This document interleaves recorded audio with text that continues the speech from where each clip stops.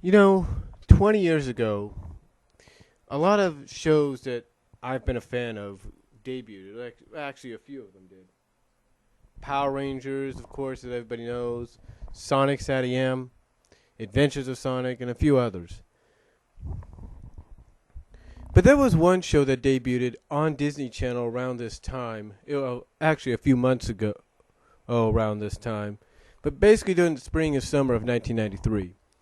It was a show that later on would go on to debut as part of the Disney Afternoon, and it was a show that was spun off from a Saturday morning Saturday morning animated variety show, which aired on CBS. Of course, I'm talking about Bonkers.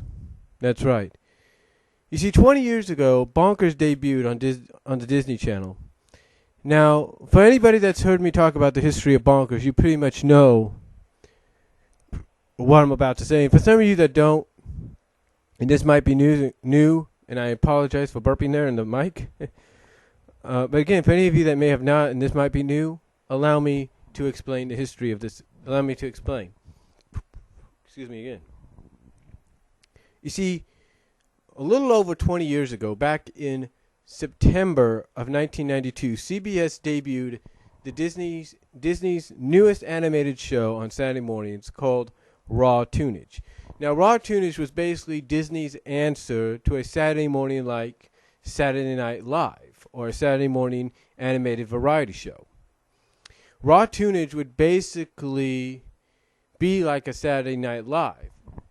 Almost every episode, with a few exceptions, like I said, with a few exceptions, would be hosted or co-hosted by a number of animated characters at that time. Mostly animated characters that starred or were featured in other Disney afternoon shows. You had characters like Don Carnage from Tailspin, Goslin from Darkwing Duck, which ironically at this same time, Darkwing Duck was being aired on ABC. Go figure. You had Scrooge McDuck from DuckTales. You had Launchpad from Darkwing Duck and DuckTales. And of course you had some classic characters. You had Ludwig von Drake, co-host as well. We even had segments with classic characters like Goofy's Guide to Olympics, which was to me one of the newer Goofy cartoons in a while, but ironically was animated in the same style as Goof Troop, which too was on ABC. Before I get any further, some of the episodes were hosted by the show's stars as well. You had one episode hosted by Jitters, you had one by Masupalami himself, and you had one hosted by Bonkers, and I guess you could say a little bit co-hosted by Fawn, if you will. Now, basically, the thing about Raw Tunage, just like Saturday Night Live, is it was separated into several different segments. Two or three main cartoon segments, and short little 2-3 minute segments. For example, on average at most times on Raw Tunage, you would have a Masupalami short and a Bonkers short, and that was it. Both ran for about 7 minutes, and then the rest of the time, I guess you could say 7 minutes, was made up of variety skits like Totally Tasteless Video, as I mentioned, Goofy's Guide to the Olympics, and other stuff like that. So you would have all these different segments. And it also all centered around at the same time of the little miniature segments with the host or the co-host. For example, when Jitters was hosting, he would be basically, his little mini plot would be about learning on how to be a stuntman, if you know what I mean. Learning to be a stuntman. Bonkers was about how to be Bonkers, and his thing with Fawn was about how to be a good delivery person. In this case, trying to get a new TV to Fondier. Masupalami was about teaching Maurice about exercise and losing weight. I know, basically getting him into fighting shape, if you will. Launchpad was about piloting. Scrooge McDuck was about trying to get into a safe into his money bin, which was guarded by a new safe, if you will. Goslin and her thing with Ludwig von Drake was about creating a real-life monster. Ludwig von Drake on his own was about squash and stretch. Don Canage was about finding treasure, which guest starred at the end, Captain Hook, and so on and so forth. Now, oh yes, and even Sebastian hosted an episode where his mini plot was trying to get to a concert hall while he was doing a concert, but he was always getting pestered by Chef Louis from The Little Mermaid. Remember? Basically, it was a play off that scene, those several scenes that they had in the middle and right at the end of the movie itself. So, there you go. And Sebastian, that was the only co-host, or that was the only host of Raw Tunage, I'll be honest with you, that made any sense whatsoever. Because at that time, well, several hosts, like I said, like Launchpad and Goslin, who were mainly featured in Darkwing Duck, which was aired on ABC, if you will, and Goofy's little segment where his show was also on ABC. Launchpad was the only, I mean not Launchpad, but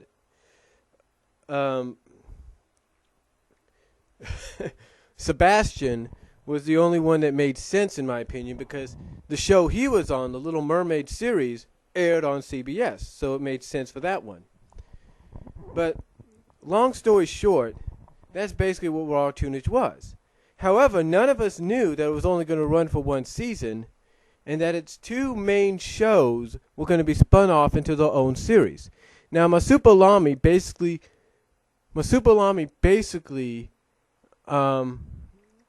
followed the same format as Raw Tunage. As a matter of fact, when Masupalami came on to Toon Disney later on, I think it was becoming more like Raw Tunage because some of the segments at times, some of the cartoons were Bonker cartoons. And that was, I think, before they brought Raw Tunage on board. Or around the same time, I don't know. But Bonkers was entirely different. You see, Bonkers wasn't going to get spun off into a format that was similar to Raw Tunage. No, Bonkers got spun off into his own animated series where basically his situation, well, basically his world and situations and stuff were not heavily inspired, but were definitely inspired by Roger Rabbit. And there's a backstory on that. You see, Disney originally wanted to do a Roger Rabbit series. They did. They wanted to do an animated series on Roger Rabbit at this time. However, due to the fact that Roger Rabbit was owned in ways by, well, not just owned by Disney, but mostly owned by his creator, Steven Spielberg, and co-creators, Abalone Entertainment. You see, Disney basically had like a three-way partnership when it came to Roger Rabbit. The partnership would allow them to have a Roger Rabbit costume character at the Disney parks, as well as be part of, like, say, a Disney special where you had to go look for Mickey or something like that, as well as have a ride in Disney's Toontown named after him called Roger's Cartoon Spin Out, which I've been on, and it's fun. But, again, long, complicated story short, Disney wanted to do a Roger Rabbit show. Unfortunately, they could not get the rights to do it, even though they kind of, like, I guess, co-owned the rights, and somewhat, they couldn't get the full rights to do it. Steven Spielberg would not allow them to do it. And I guess Abalone Entertainment. I don't know. It's really complicated, like I said, but basically because of the fact that he was co-created by Spielberg and I think Robert Zemeckis and Abalone Entertainment, they could not do a Roger Rabbit show. So what they did instead is they took Bonkers from Raw Tunage and put him in the place of Roger. And that's how Bonkers came about. I know, long, complicated history there of how it happened. But that's not the end of it. You see, when Bonkers aired for the first time, he did not air on Disney Afternoon right away. No, he aired, first of all, on the Disney Channel. You see, Disney Channel at the spring and summer of this time, 20 years ago, in the spring and summer of this time, 20 years ago, was continuing, in my opinion, a tradition that they had going for about, at least at that time, 7 years. 7 to 8 years. Because you see, any new show that they were going to be bringing out, they would kind of sneak peek during the spring and summer of that year on the Disney Channel before it would debut in syndication or on network television the following fall. They have done this with, I believe, the Wuzzles. They did it with Gummy Bears. They've done it with Winnie the Pooh. They've done it with DuckTales. They've done it with Rescue Rangers. They've done it with Tailspin, Darkwing Duck, Goof Troop, you name it, they've done it. And Bonkers was one of many that they did it with. And he wouldn't be the last. The following year, again, Bonkers wouldn't be the last. The following year, they did it with Aladdin. And so on and so forth. So they did this, and the episodes that aired at that time were basically what became known as the Miranda Episodes. That's right. Some of the Miranda episodes were aired in mixture of a variety pack of 4 variety pack episodes of the raw tunage Bonkers shorts. That's right. In addition to having those Miranda Wright episodes airing, they would have mixed in with it 4 episodes which contained a variety of Bonkers shorts from raw tunage, from what I understand. Now, after the sneak peek, Bonkers was being prepped and ready for the Disney Afternoon. However, what we didn't know was while the episodes of Miranda were being aired, and even I think before they were aired, Dwayne Capizza, who's a very well-known story writer or something like that in animation, he's done a few DC stuff. Basically what happened is that he and Greg Weismer, yes, the same Greg Weismer who did Gargoyles, basically their ideas for the Miranda episodes, you see, basically, so here's the thing. On average, as we all know, hold on for a second.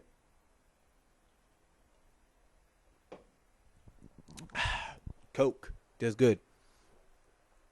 But like I said, on average, as we all know, nowadays and even in the past, if a show is in syndication, usually it's given a 65-episode run in syndication. Now, the Miranda version of Bonkers was supposed to get that 65 episodes. 4 of the episodes, of course,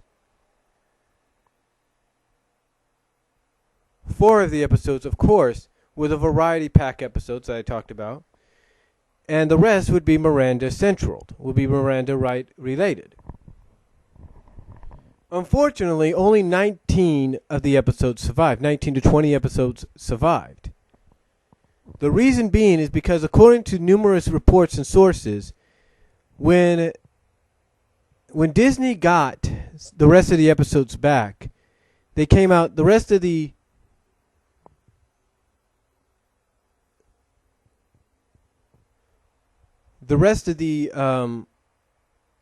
I guess you could say 40 to 41 episodes came out disastrous. I don't know if it was something to do with the animation or something, but they basically came out, according to numerous sources, disastrous. They came back disastrous. So basically, they either threw those away or they put them in the vault. They basically either threw them away or they put them in the vault, never to see the light of day again. So what did they do? Well, basically they kicked Dwayne Capizza and Greg Weismer off the show, and brought in a new person called Larry Lanthum. Now, Larry Lanthum basically kind of rebooted the entire show. Now, what was funny about this, though, is Disney had the smarts to realize, Disney had the smarts in the business sense to realize, or entertainment sense to realize, that fans were going to wonder, where Miranda was going to play in all of this. Because if they had already seen the Miranda episodes, they were going to want to know where she plays in all of this. So, anyway, continuing on, they bring in Larry Lanthum. He reboots the entire situation of Bonkers. And instead of continuing the Miranda episodes, he decides that since Bonkers, I guess he heard that Bonkers was originally supposed to be Roger Rabbit's, was supposed to be a Roger Rabbit cartoon, decides he's going to take a page out of Roger Rabbit, reboot the series, and actually give Bonkers an origin. Basically give him the origin that all the cartoons that we had seen are raw tunage. But all the cartoons we had seen on raw tunage, and in those variety packs that would be seen later on, that basically that all took place in a studio called Wacky Toon Studios. It all took place in Wacky Toon Studios. Basically like Roger Rabbit in the Roger Rabbit film and shorts, which showcased at the end or even during the movie that all the cartoons are shot in a studio, if you get my drift. So anyway, he reboots it, gives it a similar origin to Roger, but kind of plays on something very reality-based. See, what he plays on is the fact that even nowadays, and this even is associated with, media studios and stuff nowadays. Basically, the origin is Bonkers is filming one of his animated shorts, and this, of course, is the animated short Pedal to the Metal, which I forgot to mention, Pedal to the Metal originally introduced us to Bonkers because it was a theatrical featurette which was aired before the movie Three Ninjas. So, forgot to mention that, so there you go.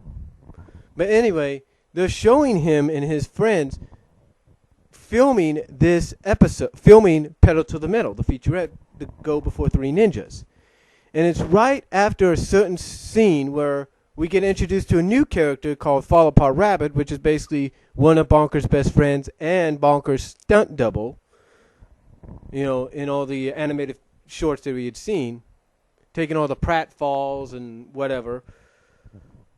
Basically what happens is the head of the studio walks in on the set, interrupts the shooting, and says basically 3 times he says, cut, cut, cut again. And I guess in the business, when the head of the studio comes in and says, cut, cut again, that basically says, that's it, you're done, it's over. So what happens is he basically, because of the fact that a rival studio's newest action adventure show, topped them in the ratings, basically putting the Bonkers show or Bonkers franchise of theirs at number 2, this head of the studio, who cannot accept anything except being number 1, decides, hey, you guys are number 2, I don't need you no more, I'm going in the action adventure direction. And there you go. And that's basically how Bonkers, the origin of Bonkers began, and how later on Bonkers met Lucky Pickell, because, not to give much away if you've not seen the show, Bonkers bumps into an iconic Disney icon, and basically because he bumps into his Disney icon, and inadvertently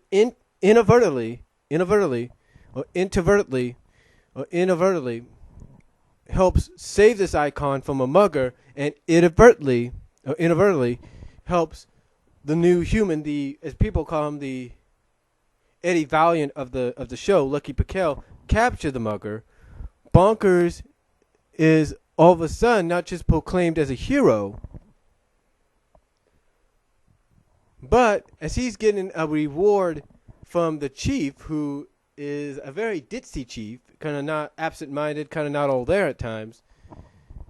He, instead of getting this Medal of Valor, the city Medal of Valor for what he did, instead he ends up getting a job because he basically is bragging to the chief that he had done something similar in his animated shorts, or movies, if you will, except the Chief Knifke is his name, thinks it's the real deal. So long story short, because the Chief, doesn't realize that Bonkers is telling him stories of his days as a, acting in similar situations, doing these, filming similar situations for his shorts and movies, the Chief ends up giving Bonkers a job as part of the police force and part of the new, as he called it, Toon Division. And what happens? Well, Lucky Paquel, the Eddie Valiant of the group, he gets promoted finally, as he'd been wanting, from patrolman to detective. But he ends up getting promoted to detective only to be put into the Toon Division and partnered with Bonkers. And long story short, the first case is to find another celebrity toon called Bubba Bear, which leads into Bonkers finding out where his friends were, because his friends end up getting kidnapped behind his back, literally, after they're fired. And basically, long story short, they end up rescuing Bubba Bear, they end up rescuing Bonkers' friends, and they become a team. Kind of the Eddie Valiant, Roger Rabbit kind of team up. And for about 40 to 41 episodes, that's a majority of what the series was. Lucky and Bonkers for 40 to 41 episodes. And a lot of them were good. Some of them were dark. I'll give them that. The animation at times, when you knew the episode was going to be dark, reflected that. It really did. However, like I said, Disney had the business sense, and even the writer, the creator of the Lucky episodes, Larry Lanthum, had the business sense to realize that fans were going to wonder where Miranda was. Because if they had seen the episodes on Disney Channel, they were going to wonder where she was. So basically, and I remember this very well, it was in the mid-October 1993,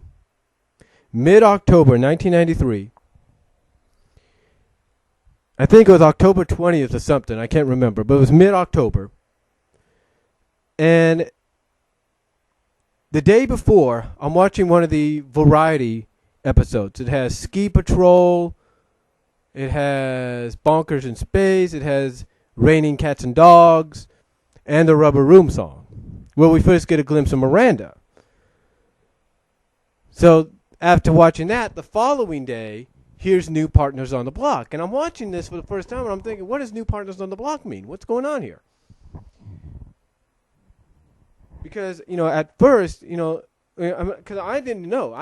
You see, at the time, in 93, me and my family were moving around. We lived with my grandparents for a while, then we went to Kansas and we came back. So I had no idea what was going on. I didn't. I had no idea what was going on. So, come this time, I don't know if I was still in Kansas at this time or I was in California. I think I was still in Kansas at this time when it came out. Or maybe I was in California. I can't really remember, but I do remember watching it. And I remember 1993, like I said, it was around that time.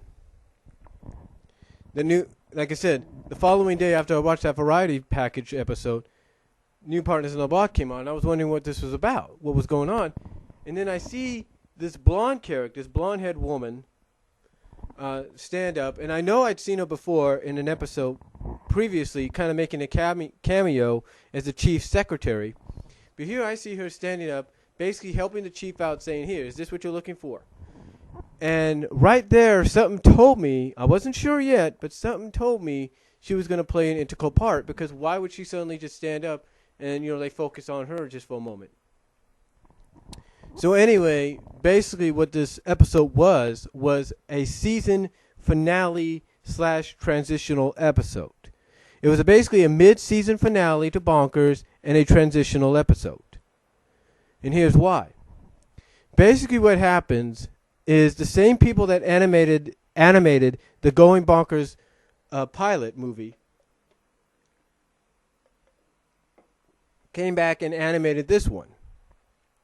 You could tell because they brought back the CGI rain, if you will, this primitive, I guess you'd call it CGI rain that we had seen before. We'd seen sometimes in animation. So basically, like I said, what happens is we get a 30-minute transitional mid-season finale that's not only like a sequel, in my opinion, to Going Bonkers, but it's got a plot that's just as dark and intriguing as the pilot. See, basically, there's this new villain, which is a terrorist, mad bomber, called Fireball Frank. And this is basically the case that any officer, when you watch this episode, is looking to solve, because it means bigger things for them if they solve it and they capture this bomber. So anyway, the plot is this bomber has kidnapped this FBI agent, and of course, Lucky, his main motivation throughout his entire run, his main motivation is to get promoted out of the Toon Division and into something else. Basically go from being the detective to being like maybe a sergeant or something. So, anyway, Lucky looks at this as probably his last opportunity, his main last opportunity, and he looks at it in such a way that he doesn't want Bonkers around him when he does this, because he feels Bonkers is going to screw it up for him. So, long story short, not to give much away, Bonkers, something mainly happens to Lucky that upsets Bonkers to the point that Bonkers thinks Lucky is history. Lucky is pushing up the daisies, if you know what I mean. And then, and because of that, this is also where Miranda comes into focus. That blonde girl, which we find out is Miranda, comes into focus and starts developing her friendship, if you will, with Bonkers. And thus, you get the idea when you see her hanging around Bonkers a lot, even at the memorial picnic that Bonkers has at his house, which, for the first time since Going Bonkers, actually full-fledgedly shows Fondier, Jitters a Dog, and Grumbles, along with Bonkers and Fall Apart, all together at once. Not in cameos, and we're not talking in cameos, we're not talking in flashbacks, we're talking literally right there, animated and speaking. And I said this before and I'll say it again. They got more screen time and speaking time in this episode, in this transitional episode, than they did in the pilot. End of story. So, anyway, it's here. So, anyway, with that memorial picnic, her kind of being there for Bonkers because he's so down, because he thinks Lucky is kaput. Basically, that gives you the notion of what the title was meant by saying new partners on the block. Because at the end, Bonkers and Miranda, at the end of the episode, Bonkers and Miranda become a team. Lucky, who does survive, ends up being given a job with the FBI. His family moves to Washington along with Fall Apart and some of the other tunes associated with the Lucky episodes. And thus, by doing so, it ends the Lucky run, the Lucky Paquel run on the show, and thus begins the Miranda Wright run on the show, which starts with the episodes that were aired on Disney Channel, along with some new Miranda episodes that came on later on. So yeah, complicated story. Long, complicated story when it comes to Disney's Bonkers. But I can tell you this. I am betting that those people that worked on that show, Greg Weismer, Drain Capizzo, Larry Lanthum, anybody else that worked on this Bonkers show, if anybody ever goes up to them at conventions and probably asks them, are they glad to be done with that behind-the-scenes stuff when it came to the show, they'll probably nod their heads and say yes. And they'll probably say, and if, let's say, you ask them, do you ever think you'll go through that again? They'll probably like, I hope to God. They'll probably be like, I hope to God not. Because I'll be honest with you, if I was one of those people behind the scenes and I was told, oh, by the way, we're gonna bring in this new guy, we're gonna rework it, and he's gonna do this, blah blah. I'd be like, oh, I can just imagine Dwayne Capizza when he got the word that they were gonna bring in Larry Lanthum and rework stuff. Dwayne was like, you've got to be freaking kidding me. Are you serious? The only constellation I think Dwayne got was he was going to be brought back to help out with new partners, as well as the fact that his 19 to 20 episodes of Miranda were going to be used later on. So I thought that was cool. So I thought that was cool, and I'm pretty sure he did too. But overall, it was. I will say this: Bonkers definitely had a unique history when it came to being Disney's Bonkers. Really had a unique history, that goes all the way back, believe it or not, to being associated to somewhat being, like I say, originally meant to be a Roger Rabbit cartoon, but because of the legal situations and the copyrights, ended up being his cartoon, Bonkers cartoon. So, yeah, long, complicated history, and I think it's probably the most complicated, I think it's the most complicated background history of any probably animated show in the past 20 years, to be quite honest. I mean, because when you think about it, originally it's supposed to be based off Roger Rabbit, starring Roger Rabbit, but because of legal issues, it can't be, so they do the Bonkers thing, and it's like, and you think it's going to be all Bonkers Miranda, and then all of a sudden, then that gets changed because, because of the animation situation coming up. It's just like back and forth. It's like, oh my God. And like I said, I'm just probably glad I'm just thinking all those people working behind the scenes on it are probably thinking, thank God it's over with. And that these back then were thinking, thank God it's all said and done and we can finally have these episodes airing. But of course, Bonkers run didn't happen without controversy either. That's right. See, Bonkers, just like some shows a few years later, would have certain episodes taken away. One main episode was indeed the transitional episode, the mid-season finale episode, New Partners on the Block. And it was taken away starting around 1995 after the Oklahoma City bombings and had not been seen since, except in other countries and in other languages. So yeah, it didn't help that. So yeah, basically the tragedies that happened in Oklahoma, and then about 6 years later, with the Twin Towers, didn't really help animation and animated cartoons and certain episodes that they had very much because they got put in the vault until later notice, if you know what I mean. And here's what I'm talking about. I remember that following year after the tragedy in Oklahoma City, I was watching Bonkers and I'm thinking, okay, here's Ski Patrol, we're going to get new partners, we're going to get the Miranda episodes. We ended up getting Ski Patrol, but but the next day we didn't get new partners because in 95 when I was thinking, where's new partners at? Instead we went right into the Miranda episodes. And there was another episode that got basically taken out too, called Witless for the Prosecution. So, yeah. There were certain episodes that got taken out because of I guess, of what was being portrayed on screen. But we just have to hope and pray later down the line that when Bonkers does get released to DVD, which I believe he will, because Goof Troop itself is getting its series released. Hopefully, the entire series released onto DVD. Tailspin Volume 3 is getting a release. Gargoyles Season 2 Part 2 is getting a release. So I can only hope that Bonkers will get the same thing down the line. Unfortunately, though, fortunately and unfortunately for some people, it'll only probably be through Disney Movie Club and be exclusives, if you know what I mean. So, if they release them. So anyway, though, long, complicated history. But personally for me, I'll tell you this. Honestly.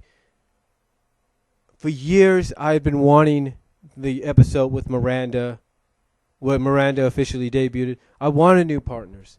In fact, I remember in 1994 when it came out, I had a tape player, a portable tape player. I put an audio tape, a blank audio tape inside, and I ended up recording audio-wise New Partners on the Block. And that was the only way I ever got it. Whatever happened to that tape, I do not know, but it's probably stuck in Kansas somewhere. But I can tell you this, I played that tape so many times just so not only I can, hear it, but visually, in my mind, visually see it. But, basically, not just hear the audio, and like I said, visually in my mind, picture the episode itself. But that tape, I played it so many times that it was getting a little worn down. It was. You know how audio cassettes get. And then a few years later, basically when I moved out, I still constantly wanted to try to find this episode, New Partners on the Block. Well, I found it one time, but it was in German. So I kept the German episode, and what I would try to do, even with this worn out tape, with this worn out audio tape, I would try to sync up the audio. Basically what I would do is I pop in the VCD or the DVD or CD-ROM with the episode into my DVD player. I would pop in the cassette into the tape player and try to simultaneously, easy for me to say, simultaneously try to sync up the audio with what I was watching on TV. And it didn't really work well, but there were times it did, but it really didn't, if you know what I mean. So I kept wondering, kept hoping and wondering, would watch Toon Disney, hoping they maybe show the episode. They did not. And then finally, a couple of years ago, I went into my backyard here, and I did I did a video where I was asking if there was anybody out there, anybody that would have this episode on tape or DVD. If anybody had it. And I'm thinking, at least I tried, right? I'm probably not going to get an answer. People are probably going to tell me, well, I wish I did, but I don't. Thank the Lord, someone responded, and this person was out of Baltimore, Maryland. She basically tells me she had a tape, a variety tape, with the episode on there. And not just that episode. She had episodes of Spider-Man, of the 90s Spider-Man meeting up with X-Men. She had certain other stuff on there. I can't remember. Have to look again. Maybe I could show you a picture of it. But she had all sorts of stuff on there. And she had exactly what I was looking for. So I'm thinking, oh, cool. So I'm thinking, oh, cool, that's nice. Nice and everything. But that's probably all she's going to tell me. But what surprised me was she offered to send the tape to me. Yeah, she offered to send the tape to me as long as I sent it back. She says, you send it back with a DVD copy of this episode, and I'll be happy. So I can't remember how it was, but I think I may have sent her something or something like that for the postage or something like that. I can't remember. Maybe I didn't. I don't know. But she ended up sending the tape out to me. I ended up recording it not once, but not twice, but 3 times.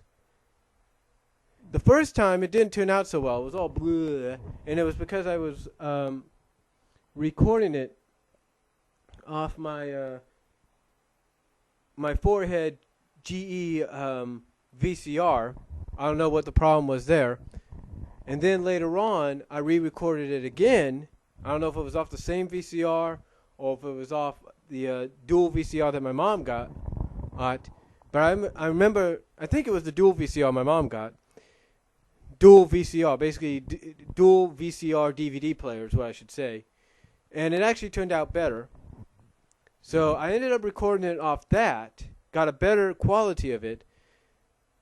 I ended up recording New Partners on the uncut version of Going Bonkers, because somebody had actually, this is another thing I have to mention, somebody actually sent me a copy of the uncut version of Going Bonkers, the pilot.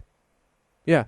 The version I got for Christmas was the edited version. It was the home video version, but it was edited. It wasn't uncut. This was. So they sent it to me. So basically, they sent it to me. So what I did is I made a copy of that along with New Partners, and I think a few other things she liked, and sent not only the DVD that I promised, and sent her not only the DVD copy of the episodes that I promised her and all that. Not only did I send her those copies, but I sent her her tape back, of course, because it was hers. But I was able to get a good quality copy out of it, and I'm very proud of it. And then down the line, I basically used my Sony DVD recorder to make a DVD with all sorts of miniseries on it from the Disney afternoon shows like Hunter's Moon, Awakening, both from Gargoyles, the miniseries edited version of Plunder and Lightning from Tailspin, the Gummy Bears finale, King Igthorn, and of course, Bonkers, Going Bonkers, and New Partners on the Block. So I was able to do all that. And then last year, I think, or early, I don't know if it was earlier this year, or mainly last year, I believe, or earlier this year, I can't remember. I did a duel. I basically put together in a 2-hour, I think an SP mode. I don't know if it was SP or 1 hour, I can't remember. But basically I put Going Bonkers uncut and New Partners on the Block together on one DVD. I basically took one of the empty DVD cases that I had bought, because I had a ton of them for quite some time, put it in there, basically self-made a copy, or self-made a cover. Basically it was a VHS, basically it was an official VHS cover of one of the Bonker tapes. But what I did is I took a sticky, I took a little sticky label, put, I think put Bonkers or something like that on there. Basically said what it was. And then I scanned that. Believe it or not, I printed it out. I printed out the cover. I put the sticky label with the name Going Bonkers and New Partners and all that basically on there. I don't know. Did I do a sticky label? Or did I? I think I don't know if I did a sticky. No, I didn't do a sticky label. I typed it up, and then what I did is I printed that out, cut it out, taped it onto the printed out cover, scanned it, and then printed it out again, and thus made myself a cover. Sorry about the complication. Sorry about the confusion there. But yeah, basically I have 3 DVDs. 2 which both have Going Bonkers uncut. Well, 3 that actually have Going Bonkers uncut.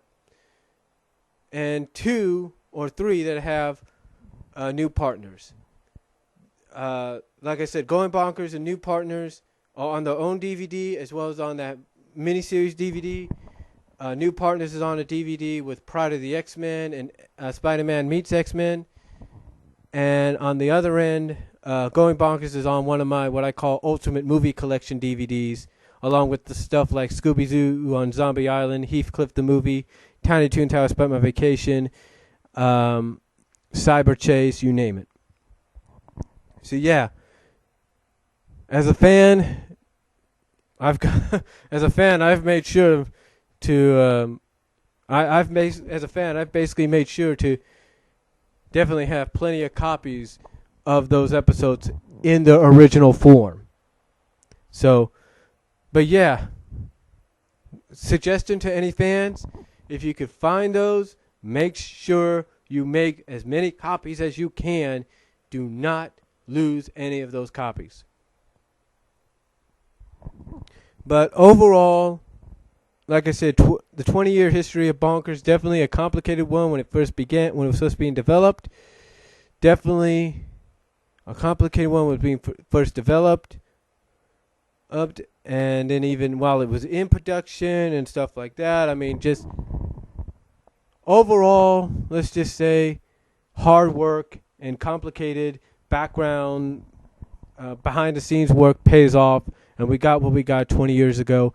And I'm hoping Disney, even if it's through the Disney Movie Club, releases a complete series, 2 complete volumes of Bonkers, if not 3 of them, of the Bonkers series. So celebrating 20 years. I really hope they do that. So that's all I'm gonna say. Sorry this audio video was so long. I just had to get a lot off my chest, especially 20 years, being basically the 20th anniversary of the Bonkers cartoon, if you will. So let me know what you guys think down below. Comment if you like, and I will talk to you all later. And thank you for your time, and take your time listening to this.